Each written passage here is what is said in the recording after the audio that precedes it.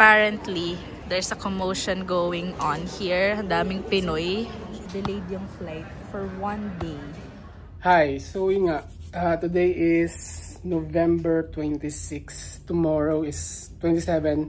May flight kami papunta ng Philippines. So as you can see right now, medyo ang messy ng bahay. Yung dalawang baby tulog sa kwarto. Tapos ito, yan, final touch, diba? Sa mga maleta namin na dadalhin. Yun lang. So currently it's 10 PM na ata. Ano oras na, Manggi? 10 PM na, and susunduin kami bukas ng ni Kabayan. Kabayan na nakita ko sa Facebook na nagpaparent siya ng pickup, and then so yun, hindi kami nag-Uber dahil una-una walang car seat, pangalawa yung dalawang baby kailangan ng car seat, no? Pangalawa parang mas mura yung single niya, no? And sureball na meron kaming service papunta ng Pearson Airport kasi medyo malayo rin yan. Dito kami ngayon sa downtown.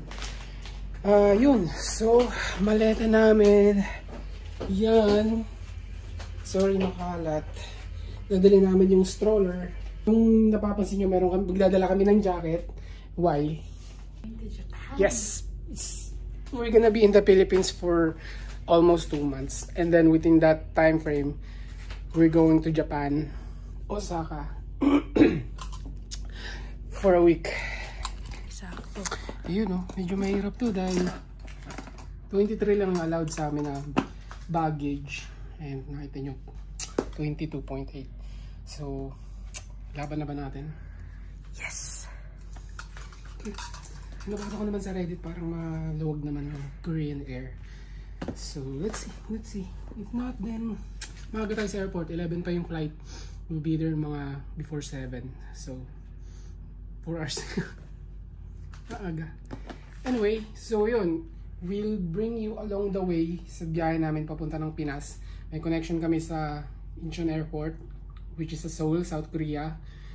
But yes, follow along, get popcorn, watch the vlog, and sama kayo sa biyahe namin papunta ng Manila. See you tomorrow.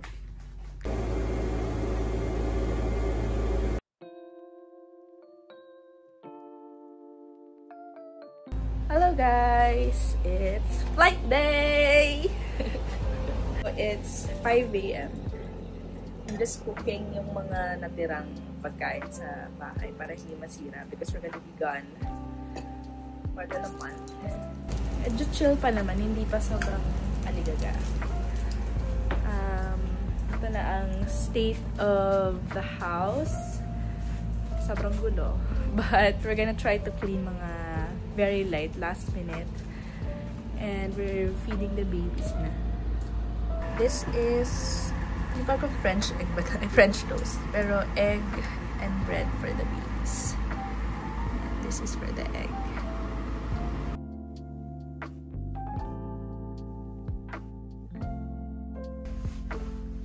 What?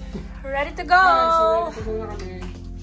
Ready to go na kami, and nasa baba na yung pick-up sa amin sa bayan, Jo Marie. And then hindi na ako kasi dami namin bitbit. May banana pa. Yeah.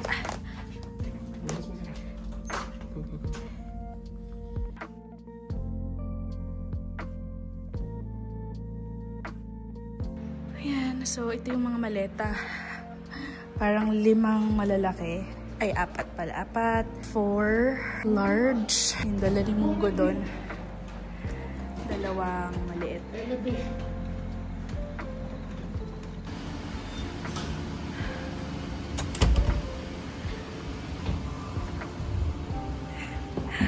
Pagod. Ayan. So, it's ready. Sa likod ng pick-up, lahat ng stuff. Ayan. Sa kabila daw tayo, baby. You're so heavy. So heavy.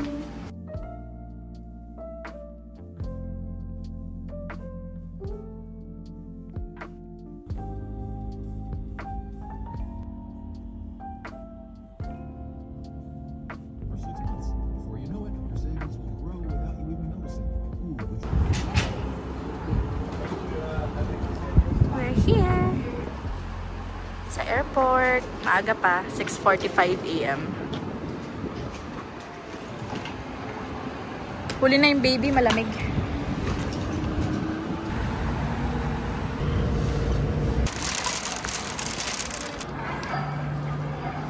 So, we're in. Nauna na kami kasi sobrang lamig sa labas. We're just waiting for Mark. Nasa kanya lahat ng luggage. Yan yung luggage namin. Medyo hindi ko maiwan yung baby. Nakapagdala pa kami ng bananas. Ang daming nabili. Tapos, yung niluto ko kanina na food. Yung mga accessible dapat. It's all here. Welcome. Okay. Apparently, there's a commotion going on here. Ang daming Pinoy. Andito na sa airport. And then, we got an email. As in, literally, pagdating ng airport, we got an email na delayed yung flight for 1 day. So, tomorrow pa yung flight talaga. So, nag-email like 4 hours before the flight. Di ko alam kung is it too late. Feeling ko too late kasi maaga kami sa airport. Grabe the hassle. Ang dami naming dala. Nagbayad kami ng airport pick-up which is $100. Kung babalik kami ng bahay, maybe it's another 100. Or if mag-hotel, another 100 plus. So, inisip namin what to do.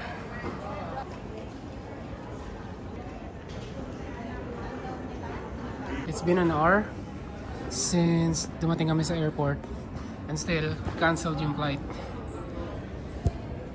But naghihintay kami ng compensation. Hindi kami just in case na magbigay sila ng voucher for hotel or meal at least. So pila kami rito. Or at least ma-check nila yung mga baggage namin para ang hirap kasi gumalaw pag ang dami naming baggages. So umiyak na mga baby.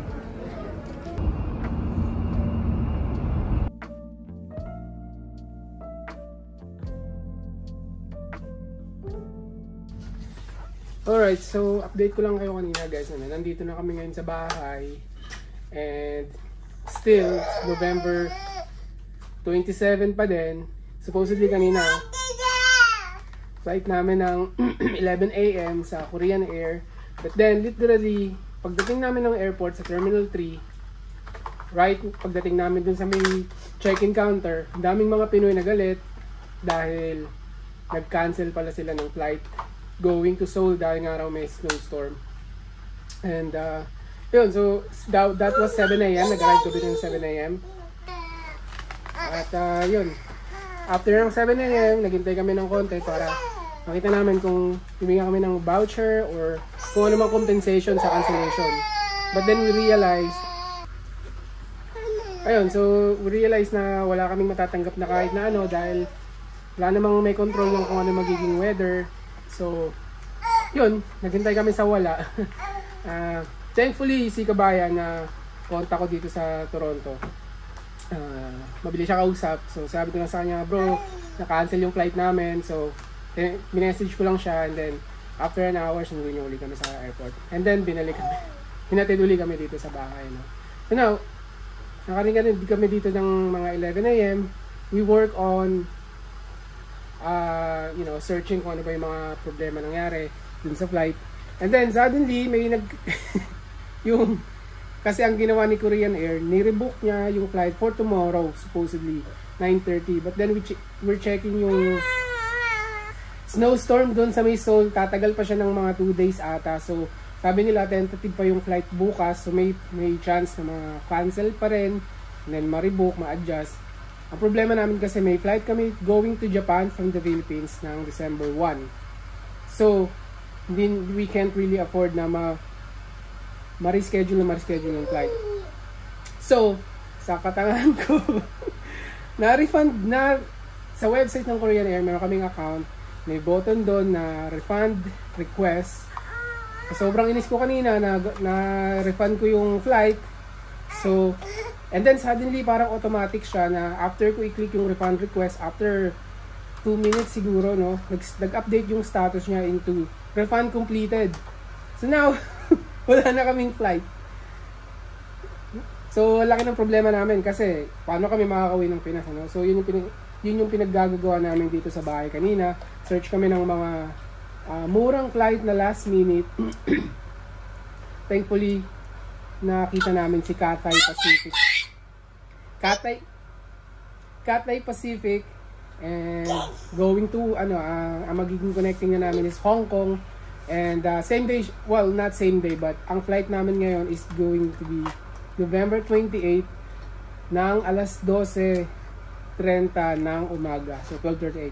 So right now is it's 6 o'clock, you know. So si Kabayan uli yung kontak ko na mag-ahatid sa amin sa airport. Si Kabayan kasi may pick up siya na malaki yung space. Marami kaming dalang luggage, parang 6, tapos may stroller pa kaming dala na double stroller na i-gate check namin sa airport. So kailangan namin ng space, and yung kotse namin maliit talaga yun. So stroller pa lang hindi na kasya.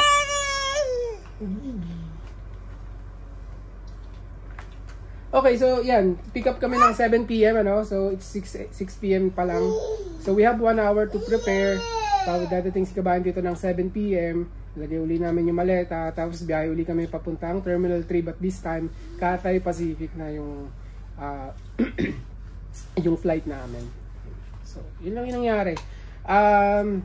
Medyo mas mahal lang siya kasi nga last minute siya. So but the good thing is mare-refund namin yung binayad namin initially kay Korean Air. Sabi nila within 2 to 5 weeks daw. And yun, so wala kami nagawa kundi mag out of pocket for this flight. And then, you know, hoping na ma-receive namin yung refund soon. So yun lang yung update.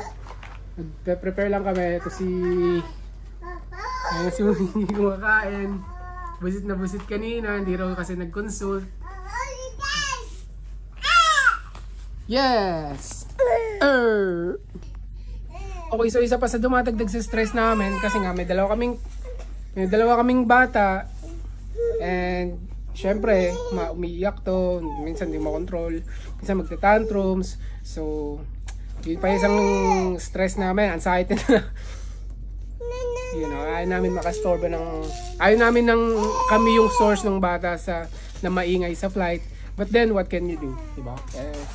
Tignan mo naman itsura niya, no? Ay. Yan, so see you sa Toronto Pearson Airport, actually. Yeah. Bye. So yun, 7:30 na. And hinta na namin yung driver. Second time's the charm. Change outfit ang bebes ko for a more comfy night. It's gonna be a long night. Ay, Diyos ko, the hassle is real, but sana smooth na ang travel, and of course, we're safe. Yun lang. Smooth and safe trip for us. Let's go.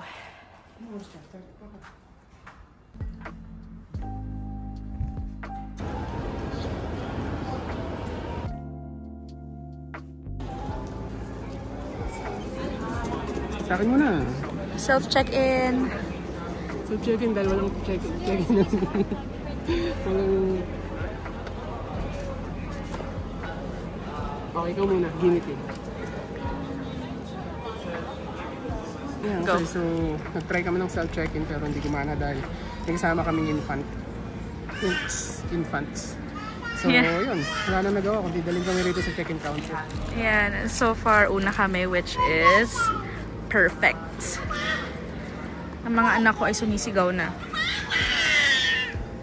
Finally, past the immigration. We're on our way to our gate, C30.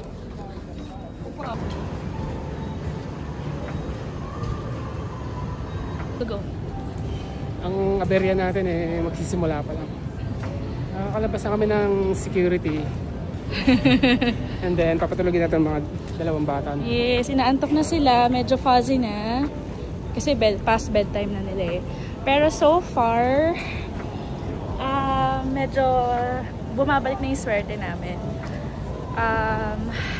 Una kami sa priority check-in kanina dun sa counter. Tapos yung girl na nag-check-in sa amin, sobrang bait niya kasi naghanap siya ng row na sa amin lang para maraming space for the babies.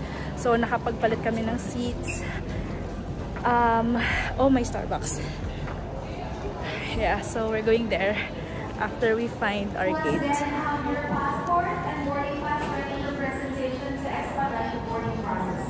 Yan, pagdating naman sa immigration, may nag-assist sa amin. Tinulong kami with the stuff, with the babies. Okay, we're at our gate. C30 here.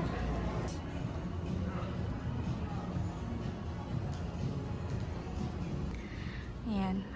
Nakahanap siya ng spot na sa gilid para wala masyadong naiistorbo.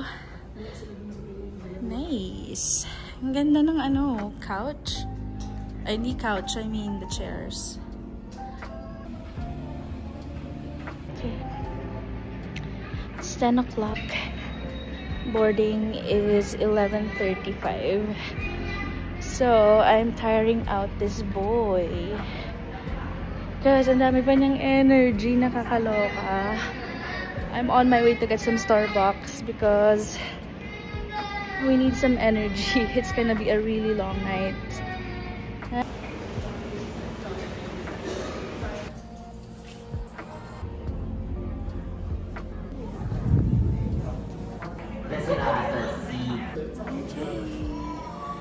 Almost boarding. Bigat na ito.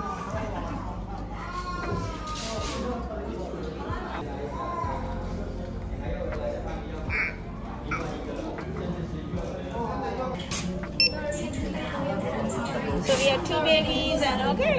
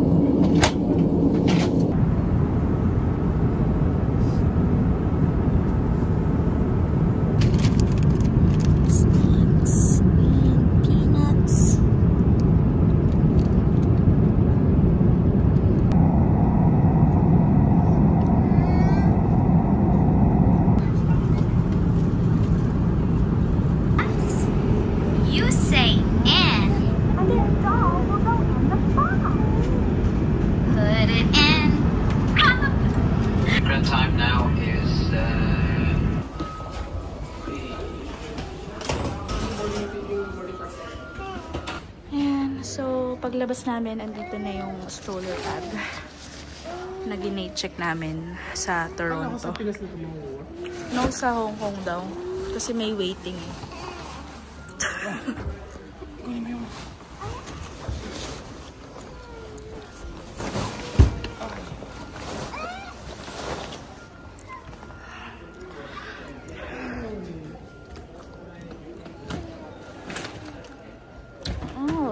You are back to where you are supposed to be.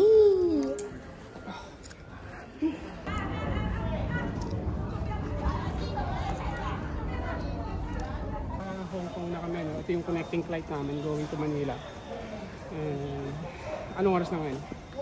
Parang mga 5 AM na. Ang flight namin is 7 AM. 7:40 actually. So dating namin ng Manila 9:40.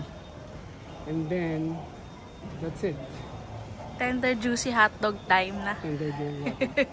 Ngayon ko lang na-realize ang hassle pala ng connecting flight. Yes. Lalo pag may baby kasi nung dati, dalawa lang naman kami. So, ngayon, stroller, need to empty, kailangan mo kunin yung mga bata. Pagka dito, hindi naman. Pagod. Yeah. Even the babies, I think, pagod na. Puyat. but we have to move. We're looking for our gate.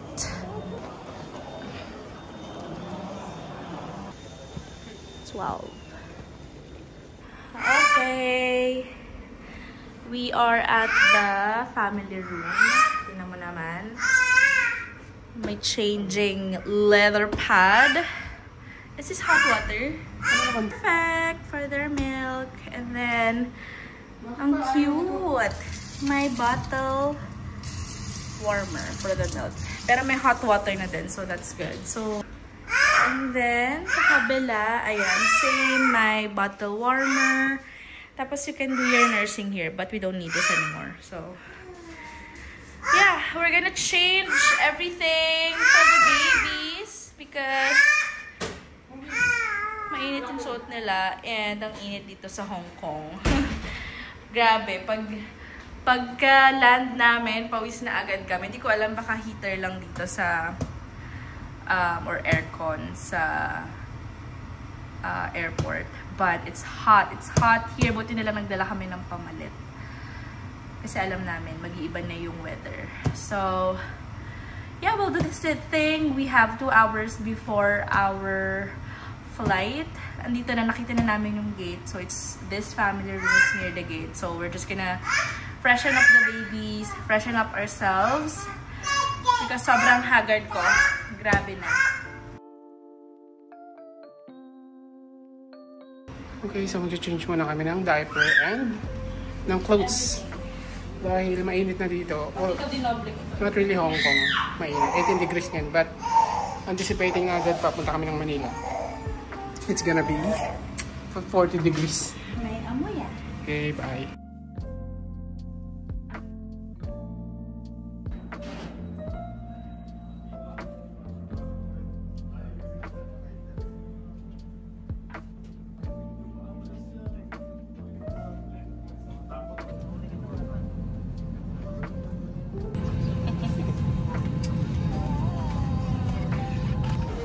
Okay, we're here sa immigration. Ay, ang bilis namin. Ang bilis namin sa immigration. Sa home. Kami sa immigration. Tinanong lang, passport. Ang bilis. Ano kami? Priority. Yes. Hindi kami nakapag-vlog, obviously, sa flight going to Manila. Hong Kong to Manila. Very uncomfortable. Pero buti na lang, less than 2 hours. So we're off to get our baggage.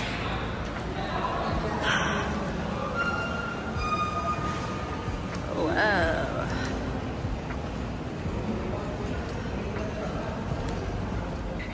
Kuha lang siya ng cart.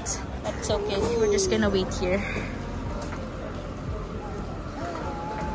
Dito na kami sa labas. Hinihintay namin yung magsusundo sa amin na van. Driver siya ng kuya ko. So, here kami waiting sa Bay 8. Sobrang init. Ayan na, aming sundo! Yay!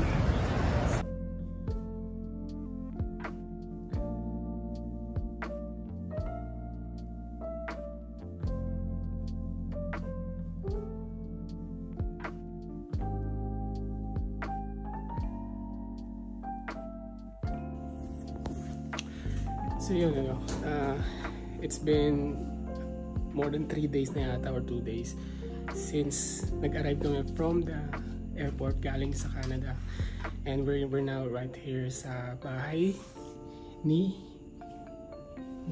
and then as you can see, we have maleta now, and currently it's almost 2 AM and we're waiting sa Grab papunta ng airport again dahil pupunta kami ng Japan. But dito ko muna tatapusin yung vlog ng Canada to PH video namin. And so yeah, I'm gonna start yung vlog namin for Japan trip. So see you on the Japan trip. I hope you enjoy watching the Canada to PH vlog.